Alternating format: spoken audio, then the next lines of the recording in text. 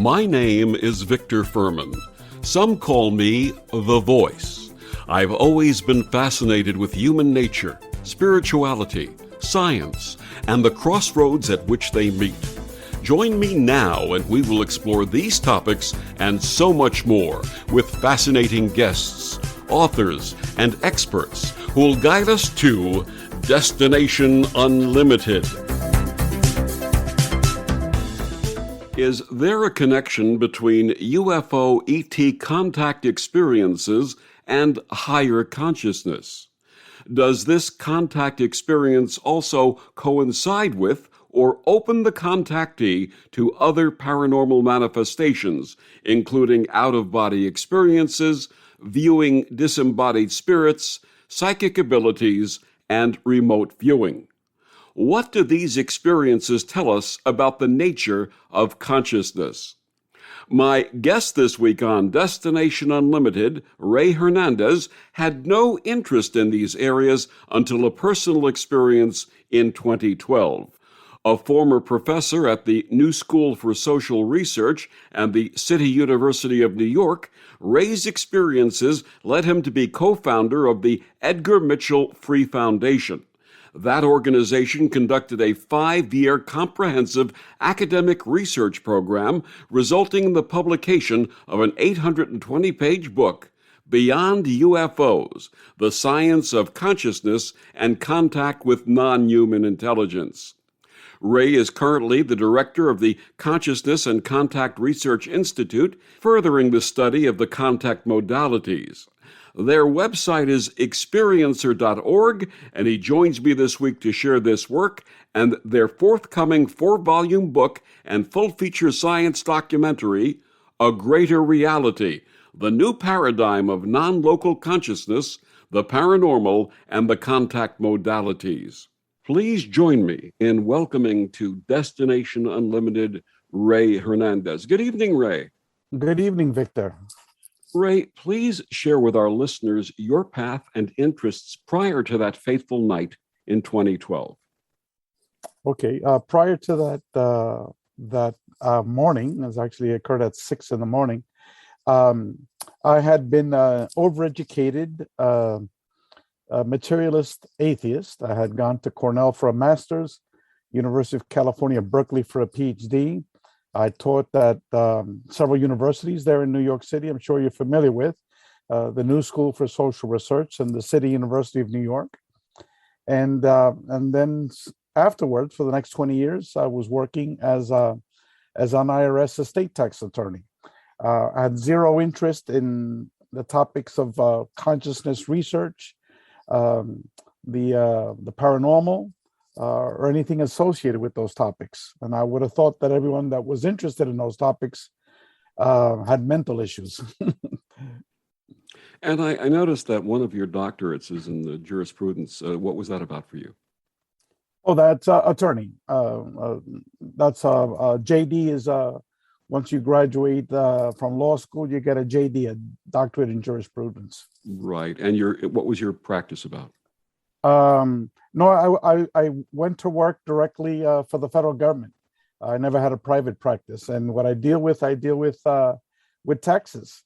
It's the most boring job in the world, but it pays the bills. It pays the bills. I understand completely. But my work at UC Berkeley in the PhD program was in city and regional planning.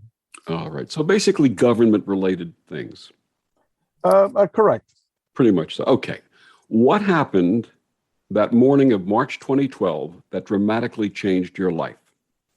Well, to be brief, that morning, my wife and I had a joint experience with an energy being that totally healed our 15-year-old Jack Russell Terrier, who was totally paralyzed, and we were going to be euthanizing her later that afternoon. And the being appeared because the previous night my wife was praying all night to La Virgen de Guadalupe, the Virgin Mary of Mexico, for a miraculous medical healing. And that morning, an energy being appeared, made my wife and dog disappear in front of me, put me to sleep. And then when I woke up an hour later, The dog was completely healed, running around the entire living room. And what did this energy being look like? And did you have communication with it? Well, let me explain what it looked like. It was approximately 2.5 feet in width, about 1.5 feet in height, floating approximately 4 feet off the ground. It was semi-translucent. It didn't have any external edges because it was pure energy, and it was rectangular in shape. It had multiple colors inside of it, and it was waving like a mirage in a desert. And in terms of communication, this intelligence totally controlled my consciousness. It made me think that I had zero interest in it, which I didn't. I didn't care that my wife disappeared, the dog disappeared. I didn't care that I was watching this being. And basically, I waved my hand at it and I said, this is BS. My wife woke me up for this thing. I'm going back to sleep. So your dog had a miracle healing. You had this appearance in your home of this energy being. What happened next? Well, then when I woke up about an hour later, I was now fully conscious. I was in some sort of a hypnotized state from that intelligence. And then I ran down the stairs, and my wife is celebrating in the middle of the living room, screaming that the angels had cured her. She had two different stories, because we found out later that she had 1 hour of missing time. And at that time period, I had no idea what that concept was. But it was someone later on that told us, your wife had missing time, because for my wife, she was not gone for between 6 o'clock to 7 o'clock. She was right there in the living room the whole time, until I pointed out to her, look at the clock, it's 7 o'clock. Where were you for that whole hour? She says, I didn't go anywhere. And so anyway, it was total chaos, total bedlam. We didn't know what had just occurred. My wife did, because to her, an angel came down because she was praying all night and healed our dog. But then afterwards, at night, my wife would be outside praying, and these huge UFOs would appear. And then this continued when she went to Mexico. She spent there a month with her family members. And the same thing, these huge UFOs would appear, and her family members were witness to those sightings as well. And what about you? Did you have any sightings? No, I actually called one down. This was 6 months after that initial experience. This was in August of 2012. I wanted to see the UFO that she had been calling down, and so I did the same thing. Except I didn't pray. It was just a willful, loving, positive intention. And 15 minutes, this huge object appeared right on top of my next door neighbor's house, literally 30 feet away from me. And eventually my daughter got to see it, and 3 adult friends. And we were about 30 feet away, and interacted with us for about an hour, primarily with my daughter and myself. My friends only saw it for about 10 minutes or so. And what were those interactions like? Well, there was telepathic communications. That intelligence read my mind. I would have to take a long time to describe the specifics of that, but basically they were able to upload my memories, reprocess my conversations with my daughter, and then they downloaded again my daughter's voice saying that she wanted to see the UFO that I was watching. My daughter had never said that, but yet in my head, I heard that she wanted to see the UFOs. And then also, also, while we were watching this, there were communications and responses from that intelligence. Did you ever get a sense, or did they share with you where they came from? No, it wasn't that type of communication. Basically, when my friends came, this was about 20 minutes after my daughter and I were watching this object in the sky, actually on top of my neighbor's house. It wasn't fully materialized. It was made up of hundreds of oblong streaks of light that formed like the skeleton area of this object. And inside was all this white plasma energy.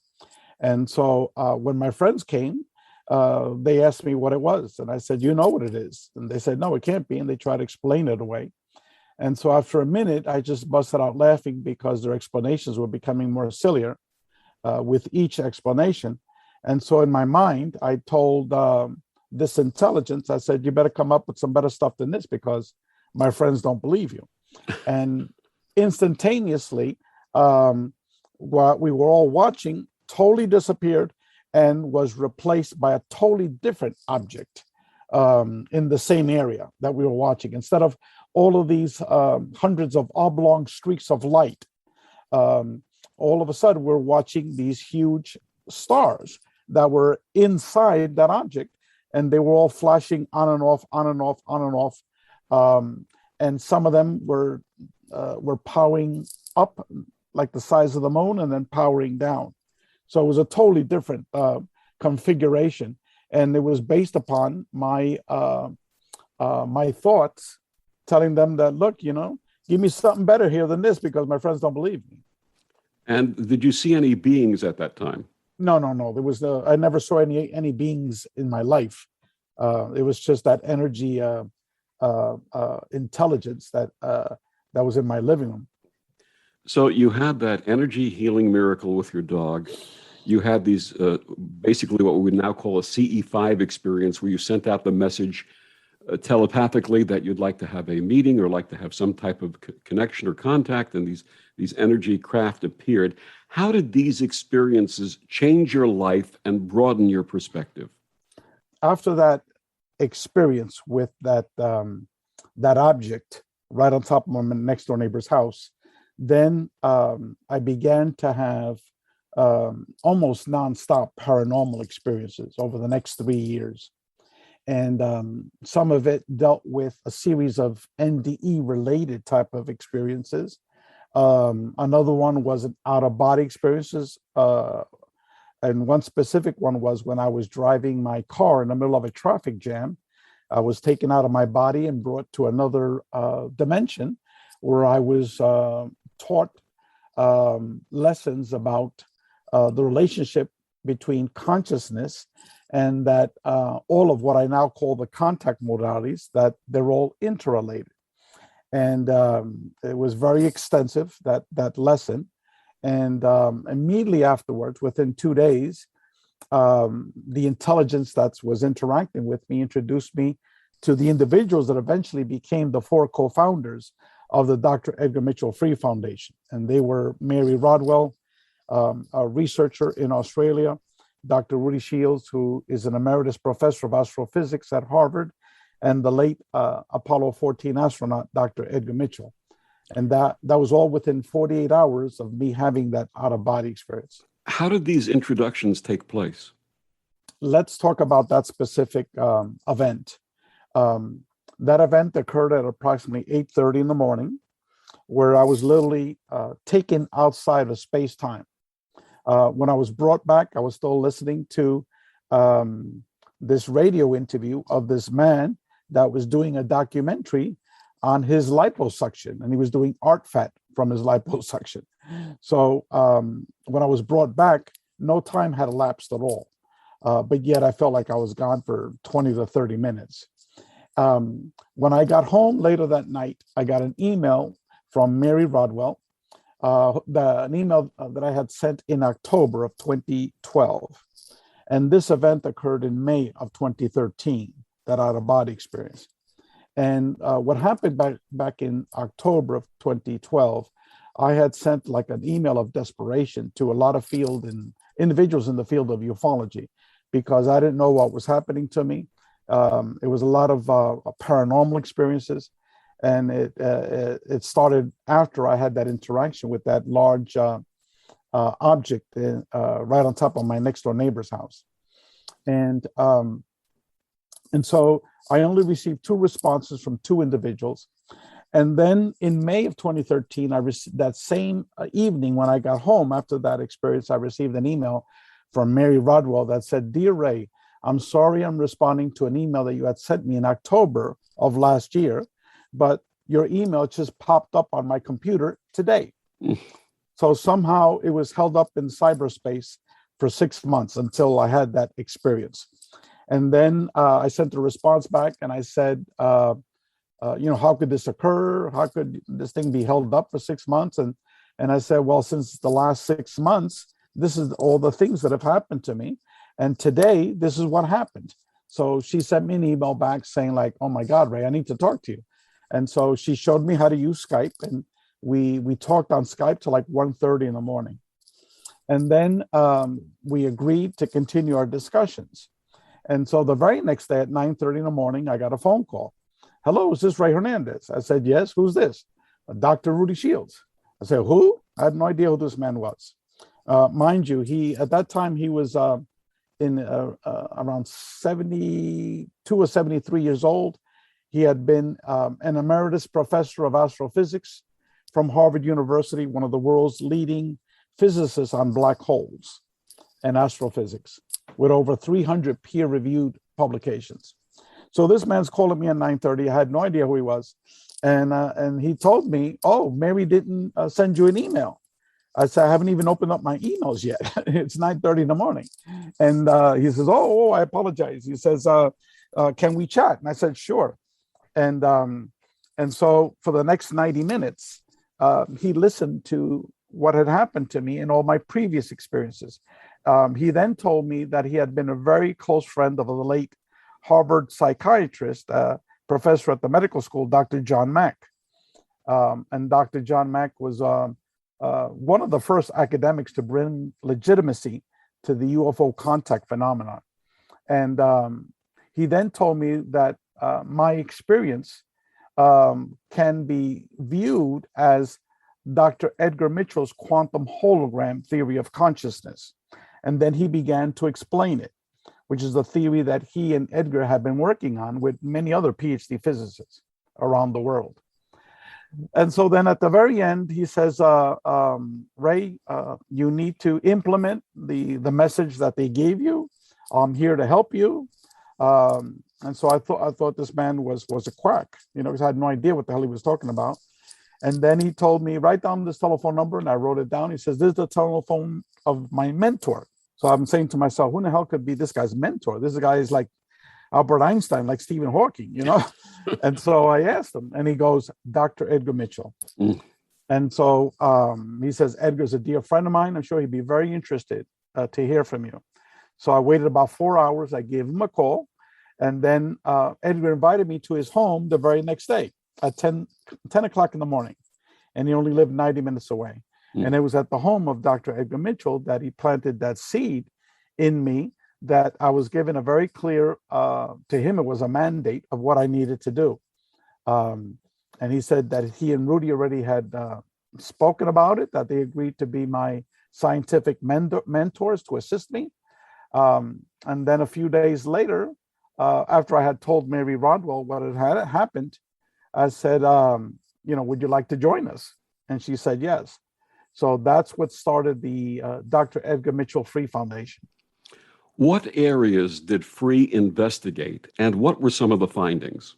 That Saturday, I woke up and I already had, I guess what is commonly called a download of what the organization would be doing.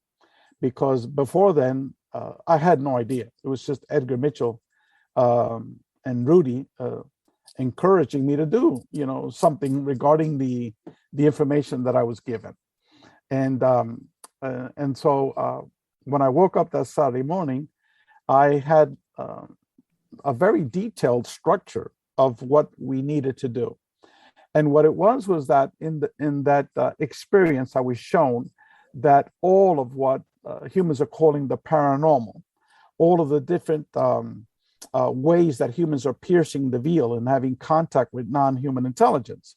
For example, near-death experiences, out-of-body experiences, UFO contact, people that have seen ghosts and spirits, hallucinogenic experiences, channeling, remote viewing, et cetera, et cetera, et cetera. I saw that in a vision. I was inside a wheel that was spinning around, and each section of that wheel had like a video. And when I was looking at each section of the video, it was like information was being downloaded about what that was. And what it was all of the different, what I now call the contact modalities. So when I looked at a certain section of that, it was like a video, and I knew that was out-of-body experiences. Then the next one, near-death experiences. I was given all the details of that and how it functioned. And then what I was told that all of them, humans are studying them as separate and as distinct phenomena. But in fact, they're all interrelated. And we shouldn't be studying them as separate and distinct, but we need to see them as one. And it also, it wasn't a voice, so it wasn't like someone was telling me, it was just information. And then the next information was that the glue that's holding it all together, humans are calling it consciousness. But what this intelligence said that what it is the actual fabric of our reality. Okay. And then it says you're going to need assistance. The individuals that are going to helping you out have to be individuals with they said this is not about making money and getting rich or anything like that. And they said the people that are going to be helping you out have to be individuals with minimal ego. And so once it said that minimal ego, boom, I was back in the car. Afterwards, I thought that they want me to make a documentary, okay? Because I was listening to this radio interview of this man, doing a documentary. So I thought that what that was. But when I woke up that Saturday morning, it was an actual proposal to develop the world's first comprehensive academic statistical research study on UFO contact experiencers. And now, we're going to talk about that more in our next segment. My guest is Rey Hernandez. He's the director of the Consciousness and Contact Research Institute. Rey, please tell our listeners where they can find out more about you, your work, and the books. You could send me an email at info, I-N-F-O, @experiencer.org. And I will send you half of this book that I'm going to tell you a little bit in a couple of minutes, which is an 820-page book titled Beyond UFOs. So I will send you half of that book for free. Just send me an email to info, I-N-F-O, @experiencer, experiencer.org. And we'll be back with more of Rey after these words on the OMTimes Radio Network. The cutting edge of conscious radio, OMTimes Radio, IOM-FM. OMTimes Magazine is one of the leading online content providers of positivity, wellness, and personal empowerment. A philanthropic organization, their net proceeds are funneled to support worldwide charity initiatives via Humanity Healing International. Through their commitment to creating community and providing conscious content, they aspire to uplift humanity on a global scale. OMTimes, co-creating a more conscious lifestyle.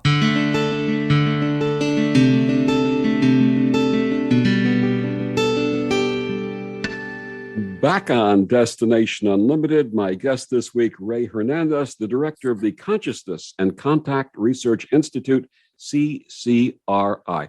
So, Rey, in the last segment, we were talking about the Edgar Mitchell Free Foundation, the investigations that you guys did, the scientific research that you did, and that led to a book in conjunction with you and a lot of other academics and scientists, Beyond UFOs, The Science of Consciousness and Contact. This is a massive 820-page book.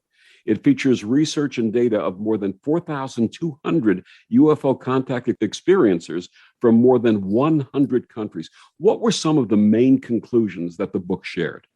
There were many research findings that totally contradict what is circulating in the field of materialist ufology, the internet, and these UFO conferences. In other words, much of what is circulating is BS. Why? Because no one has ever done this research study. This was a team of over 10 PhD academics with more than 10 researchers of people that have been working for 30 years working with UFO contact experiencers. I'm not going to name all the names, okay? But roughly half of the people were PhDs. The other half were people that have been working with experiencers for 30 years. And if I were to say the four major research findings are number one, we wanted to find out whether these experiences were positive, negative, or neutral, because there's this tremendous controversy circulating, because the people that established this paradigm of UFO contact in the 80s and 90s, and then also in the early 2000s, were individuals that hypnotized people and then wrote tons of books saying that these were all negative experiences. David Jacobs, for example, he only interviewed through hypnotic regressions, if you can consider that an interview, only 200 people. And he also stated that he's never met not one person that's ever had a positive experience. Okay, not one person. Same thing with Bud Hopkins. But yet you go to a UFO conference for 30-year period, that's who you listen to, okay? Willie Strieber, in the beginning, was one of those because he viewed his experiences as highly negative. But now Whitley Strieber is the total opposite. Now he's Mr. Love and Light. He prays every day to this intelligence because they gave him spirituality. Okay, they enlightened him and his wife. So anyway, we asked that question of positive, negative, and neutral in more than 25 different ways. And lo and behold, the overwhelming number of people viewed their experiences as highly positive. In the beginning, 37% viewed their experiences as negative. Why? Because of what Dr. John Mack described as the ontological shock. All of a sudden, you're in the bedroom, okay? You're almost asleep. All of a sudden, you hear these noises. You wake up, and there's this 8-foot-tall being that has the body of a crocodile, muscles like Arnold Schwarzenegger. It's got little cat eyes, and it's looking straight at you. And most of the people are going to be defecating in their pants right then and there, upon seeing that. But what happens with the majority of these cases? The vast majority of these individuals have had multiple experiences, contact experiences with physical beings. And the more experiences you had, the more positive became your outlook of the contact experience. Let me just go over a couple of these questions, okay? We had a question which is a fixed choice question. It's either positive or negative. There's no neutrality here. And you had a force to pick one or the other. Well, 96% said positive. Only 4% said it was neutral. Even for the different types of beings, okay? Even for the short grays, that a lot of people have seen the short grays, over 1,350 people. And they weren't the number one type of being. The number one type of being was the energy being. Only 7% viewed them as negative. Number two was the human-looking being. Again, only 7% viewed them as negative. The short grays was only 10.5% viewed them as negative. That's it, 10.5%. So we had 12 different categories, and then we had a 13th category, other, okay, which is not listed there. It was like 40% of the people marked other. So these experiences were highly positive. Regarding that category, for the abduction phenomenon, what we discovered was only 1/3 of the people had abductions. The other 2/3 did not. We asked questions just for the people that had abductions. We asked them to describe their experiences when they first started and their experiences now, okay? Roughly 70% of those people that had an abduction now call themselves contactees and not abductees. Why? Because in the beginning, for most of them, their experiences were scary. But then later on, when they were taking their survey, they've had numerous types of contact experiences. And then their experiences were not scary anymore because they understood it. And then they wrote down positive. Okay. So the second major category was that these experiences were highly transformative. We asked over 60 questions in terms of how did you change? How were you before your experiences began, and how are you now? And what we discovered was that these people became much more spiritual. They became less religious. They became less materialistic. They became much more loving and caring. They became much more ecologically friendly. Okay? They became much more consciously aware. I could go on and on and on in terms of how these people change. But basically, they change to the point where you would want your child to be that way. You would want your spouse to be that way, your best friends, your parents, the whole world. If everyone were to change the way these experiencers changed, we wouldn't have these world wars. We wouldn't have these massive killings, the economic exploitation that we have now in today's society, et cetera, et cetera, et cetera. It'd be a totally different humanity, because these experiences, between 75 to 85% of these people changed in a dramatic way for the positive. And that range of 75 to 85% were on the questions that were asked. For example, people became much more spiritual. That was like 85%. People became much more spiritual. Okay. So that was number two, the profound psychological and worldview transformation of these individuals changed for the positive. Finding number three, these experiences were primarily paranormal type of experiences that they were having. Now, in order to take that survey, you had to have had two criteria. Number one, you have had to have seen a UFO. Okay. Number two, you have to have had some type of contact with a perceived non-human intelligence. Okay. So that allowed you to take the survey, and you were asked to describe both of those experiences. But then we asked questions about other types of over 600 questions. Approximately 100 of those questions related to paranormal type of experiences. Okay. Well, guess what? These people had everything in the kitchen sink. Okay. 80% of these people have had out-of-body experiences. Almost 70% of these people have seen what is commonly called a ghost and a spirit. Out of those, the vast majority actually communicated with this ghost or spirit. 37% have had near-death experiences. Okay. 60% have seen orbs, multiple colored orbs. We even have detailed descriptions of the colors of these orbs by percentage-wise. Okay. 50% of these people were brought, like I was, to another reality, a matrix reality, for lack of a better word. Okay. 50% have had miraculous medical healings. Okay. You name the paranormal experience, huge numbers said that they had that. Okay.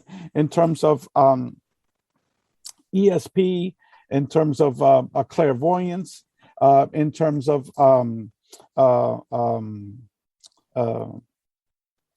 predicting things that are going to happen in the future. But my mental breakdown broke up. But basically, these people, like my wife detected a tumor in my back. Okay, she told us that we're not going to go on this lengthy trip because the car's engine is going to blow up. And after a week harassing me, and I already had the tickets for our very first UFO trip, I brought the car to the mechanic. The mechanic said, "Thank God you didn't go on that trip, because the engine would have blown up." Okay. With the tumor on my back, she was harassing me for an entire week. So I finally went to my doctor. Doctor ordered an X-ray. Boom. What showed up? A dark image on my back. It was a tumor on my back. Okay. So these precognition. Okay. Mm-hmm. Knowing things that are going to happen in the future, and knowing things that are just not seeable. Okay. It's extremely common among UFO contact experiencers, and we were able to document that by statistical numbers, huge numbers. And so that was finding number three. Finding number four was that this phenomenon of UFO contact involves a manipulation of space-time. Okay, and that's what Jacques Vallée has been saying for over 40 years, but ufology just doesn't understand Jacques Vallée. They've totally dismissed his hypotheses. Why? Because they still primarily remain materialists. Okay, our new book that we're going to be talking about is going to go into detail, not only some about the UFO aspect of it, but also all of the contact modalities. But in our book, our 820-page book, Beyond UFOs, we clearly highlight that these experiences involve a manipulation of space-time. Just out of curiosity, because I haven't read the whole book yet, is there any linking of why this happened? Were these people prone to this prior to the contact experience and the contact experience enhanced it, or was this something that changed because of the contact experience? We did not ask the sufficient type of questions to get into that. We asked questions of when your experiences started, what was that experience, but that's an extremely complicated questions that you asked. And in hindsight, we could have asked, a lot more. But mind you, people were already complaining that they were answering 600 questions. I can understand. We had 2 quantitative surveys for the 600 questions. And on top of that, we had a third survey, which was comprised of written responses to open-ended questions. It was 70 questions. And we received more than 10,000 pages of written responses.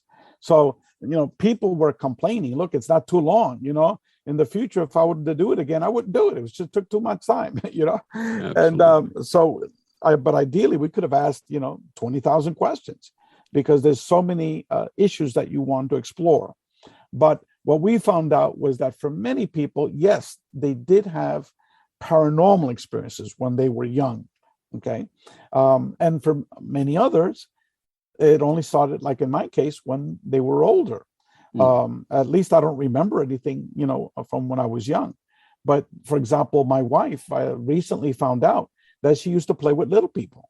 She never told me that. Okay. And it was only after I read a post by Preston Dennett in our Facebook site for experiencers that he made a post about someone that he had been working with that used to play with little people. Right. And so within 2 days, we had 14 different people saying that they used to play. Some was like the short grays. Some were actually little people. Some were fairies. Some were lights. That lights would appear in their closet and would sing to them. So the phenomenon was very, very extensive. And this is just through Facebook. We didn't ask that question, okay? But that particular question in the Facebook question. But then my wife later on goes to me. I told her about that. She goes, I used to play with little people. And I go, were they like they had big heads and wraparound eyes? She said, no, they were people, except they were little, I said, were you scared of them? She goes, no, those are my friends. I used to play with them. And I said, how long did it last? Was it like a couple of days or something like that? She goes, no, her entire childhood, up until like the age of 10 years old. Wow. And I said, did you ever talk to anybody about this? She says, no one. You're the first one. Okay. Wonderful. And so a lot of people have very, very similar experiences, but they just, one finding that we did have was that the vast majority of these people never told anyone else, only an immediate family member. When they were doing the survey, that was the first time they were going public with their experiences, but we didn't know who these people were. We just had their responses via email. On purpose, we kept it that we didn't want their name, their address, the dates of birth, social security numbers, because of, there's a lot of people that have fear that eventually they're going to be exposed, with their experiences. I would be interested to know the years involved, that not necessarily the entire birthday, but the years that they were born, to see if there's a trend for any specific period of time. We did have an age range of when people were born. And the vast majority that took our surveys were individuals in their 50s and 60s. Yep. I can identify with that. Absolutely. Yep. But that doesn't necessarily mean that their experiences started when they were 50s or 60s. Right. It's just the ones that took that, that responded to the surveys. Maybe it's because Facebook is not something that youngsters go to. Like my daughter, she's 19 years old. And she said, Dad, young folks don't even go to Facebook. That's like for old people, So that's where we advertised the surveys. It was on Facebook. So I'm sure if we would have, and most of the people in our group, we were old folks, I think I was one of the younger folks in the research committee. So if we knew how to use TikTok or Instagram or any of these other things, I'm sure we would have had a much more younger crowd responding. We had discussed offline my experience as a child, and in conjunction with my contact experience, my first conscious remembered contact experience, I also had the experience of seeing my grandfather's spirit who had passed away. What implications do you think this has for our understanding of what religions refer to as the soul? Well, now you're getting into some deep questions there, brother. And also some deep metaphysical issues as well, because most of, I haven't started our new organization yet to discuss it, but this is an organization that's been running for about 2 years. We started about a year before COVID, and we've been on hiatus for about a year now, but we're still meeting through Zoom and interacting. And our organization, titled the Consciousness and Contact Research Institute, we have over 25 PhD academics and about 5 medical doctors. So it's a purely academic group, and comprised of mainly retired PhD academics. And even the medical doctors, they're all retired. You know, everyone, one of us, we're all old farts, you know. And but anyway, the point is that almost everyone, except maybe one, all of us adhere to the thesis that consciousness is primary. That is, that our reality is Maya, is an illusion. Okay, that there is a greater reality. And that's the actual title of our book. That's going to be published on December 1st. And the title of a book is A Greater Reality, the New Paradigm of Non-Local Consciousness, the Paranormal, and the Contact Modalities. Okay. And so that's our basic thesis, that our reality is not what we think it is, that our true reality is a greater reality. And that thought can be traced back, you know, to the Vedanta literature, you know, the Upanishads, you know, transcending its way until, you know, quantum physics, you know, where you have most of the early pioneers in quantum physics, they all say the same thing, you know, consciousness is primary. Absolutely. And that continues to this day with numerous neuroscientists, physicists, Nobel Prize winners. I could rattle off 10 Nobel Prize winners that say, look, consciousness is primary. And also Nobel Prize winners in physiology, okay, and in medicine, saying the same thing, you know. So that's our one foundation of our new book, okay, that we're trying to get across. The other primary foundation is that, as I stated earlier with my my vision, my experience, is that all of the contact modalities, and the way you can define it is, these are all the different ways that humans are piercing the veil of our illusion, piercing the veil of our reality, and having contact with perceived non-human intelligence, that all of them are now being studied as separate and distinct phenomena. But we need to change that. We need to begin to study them under the rubric that consciousness is primary, and therefore all of these experiences need to be studied as one. Okay, so that's what our book is all about. And so, getting back to the soul question issues, okay, then we're getting back into the topic of universal consciousness, the universal mind. Okay, when people have a near-death experience, they're having these encounters with an intelligence that's giving them a life review. Somehow all of their Akashic records, their life story is saved up and is being replayed back to them in a non-judgmental way.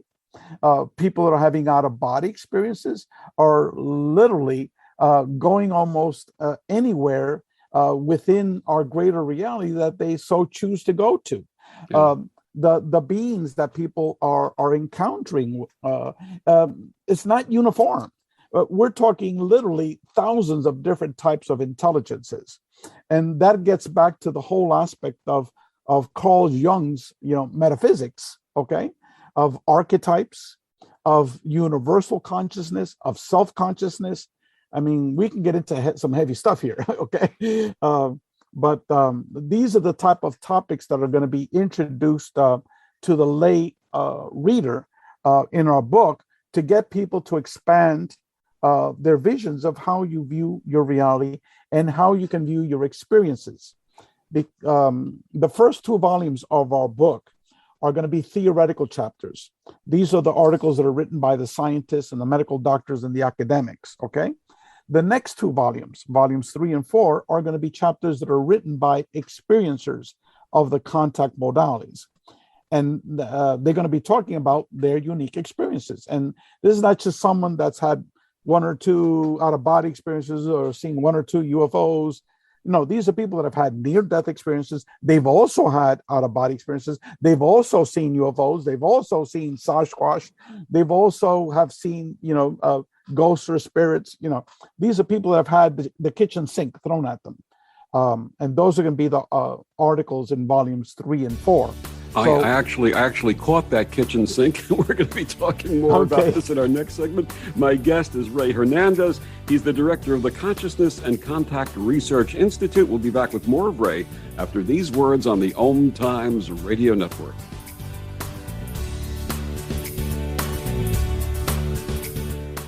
So I'm a cat, and I just moved in with this new human, and she's got this little toy she's always playing with, all day long. Tap, tap, tap, tap, bloop, bloop. She can't put it down.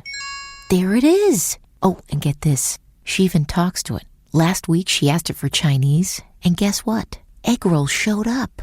Like magic. Humans have cool toys. A person is the best thing to happen to a shelter pet. Be that person. Adopt. Brought to you by the Ad Council and the ShelterPetProject.org. Humanity Healing International is a small nonprofit with a big dream. Since 2007, HHI has been working tirelessly to bring help to communities with little or no hope. Our projects are not broad mandates, nor are they overnight solutions, but they bring the reassurance that no one is alone and that someone cares. To learn more, please visit humanityhealing.org. Humanity Healing is where your heart is.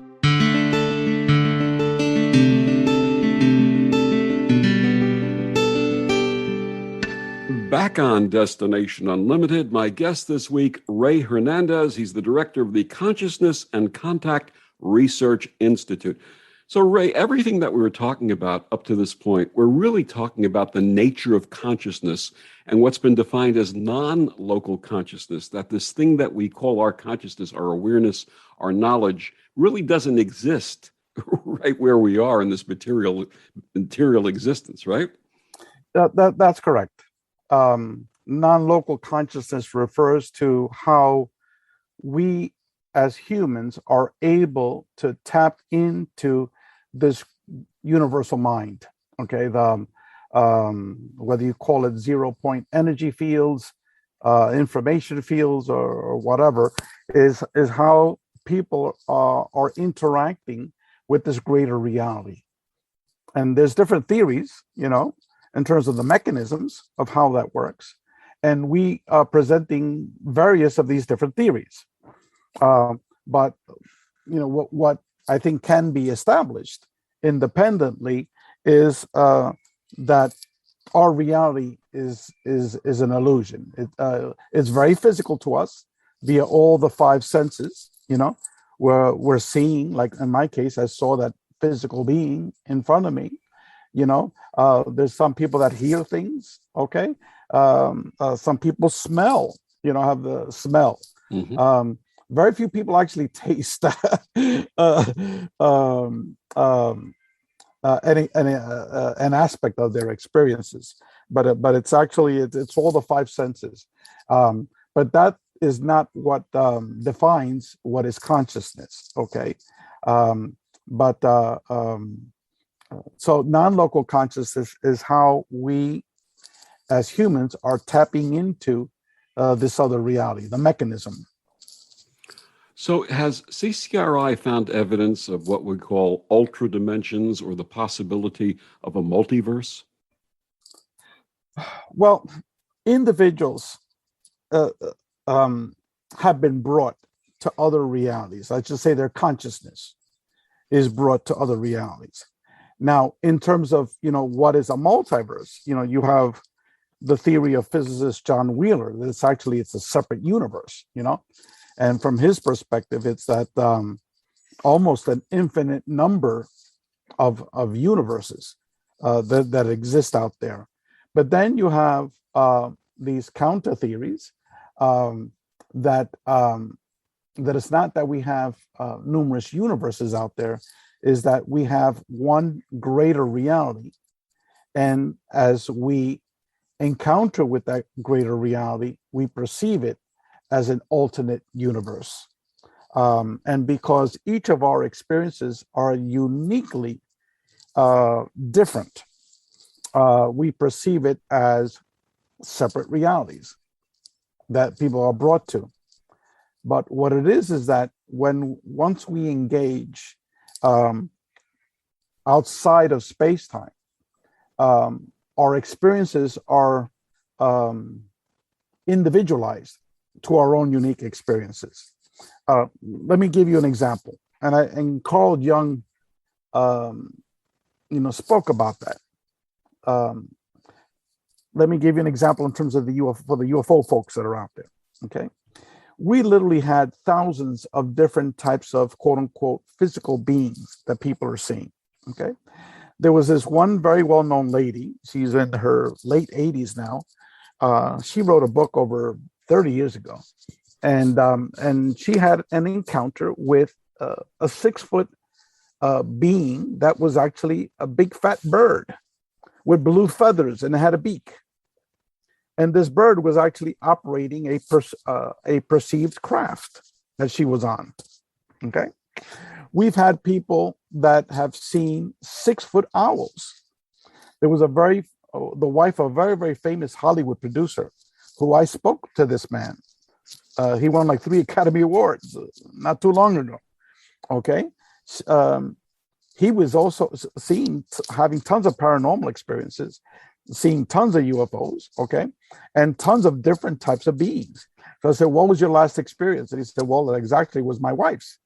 And she went to the bathroom vanity, and there sitting on top of the vanity was this 6-foot owl, okay? And it crossed its legs. It had legs, and it was just staring at his wife. And she freaked out and she ran out of the bathroom, okay? But yet there are many, many other people that have seen 6-foot owls, okay? People, you name it, people have seen it. So one way of looking at it is this bluebird, 6-foot bluebird with a beak, actually come from the bluebird planet. Did the 6-foot owl come from the 6-foot owl planet? Did the hundreds of different human-looking type of beings with all configurations, shapes, sizes, colors, racial features, that they all come with, from hundreds of different planets, okay? In terms of the grays, okay? You name it, people have seen it. The uniforms were all different, okay? The colors on the uniforms, some of them wore robes, of the beings, different colored robes. So, what to make of that when you have literally hundreds, if not thousands, of different types of intelligences. Also, each and every one's experiences are all uniquely different. There's no one that's had the same exact experience, okay? There are commonalities, just like near-death experiences, but each and every near-death experience is unique to that person, okay? And the information that they get is unique to that person overall. As I said, there's certain commonalities, like, for example, the life review, the whole aspect of love associated with the near-death experience, et cetera, et cetera. These are major commonalities, but the actual experience is uniquely different, okay? Are we living in the Matrix? Well, we're living inside the mind of the universal creator. And from my opinion, whether you might want to call it God, whatever your terminology you use, it's not a religious intelligence. From a religious perspective, at least that's my perspective and the perspective of almost everyone in our organization. But we're certainly living in a greater reality, that there is a universal mind behind it that is orchestrating and guiding humanity. And at this point, it's like trying to guide humanity away from humanity's self-destruction. Yeah. Okay. Because that's where we're heading. Absolutely. My guest, Rey Hernandez, he's the director of the Consciousness and Contact Research Institute. Rey, one more time, please tell our listeners where they can get the books and find out more about your work. Sure. As I said before, I can give you over 450 pages from our first book, titled Beyond UFOs. Our book is 820 pages. I will give you all those materials for free. And plus, I will send you information and documents about our second book titled A Greater Reality, the new paradigm of non-local consciousness, the paranormal, and the contact modalities, and which is going to be published on December 1st. And just send me an email. It's info, that's INFO, at experiencer, EXPERIENCER.org, and I'll send you information about our second book. Ray, obviously, one show is not enough to go over all this material, so let's make a date to have you come back when the new book comes out and share that with our listeners. Fantastic. Thank you for the honor and privilege. Ray, thank you so much for joining us. This is really great, and I think your message is so important, especially to those of us who are experiencers and have been subject to a lot of the nonsense that's been put out there. Thank you, Victor. And there's still a lot of confusion. No one has the answers. If anyone tells you that they've got the answers, run away from them. All we have are speculations at this point. Absolutely. And thank you for joining us on Destination Unlimited. I'm Victor, the Voice Fuhrman. Have a wonderful week.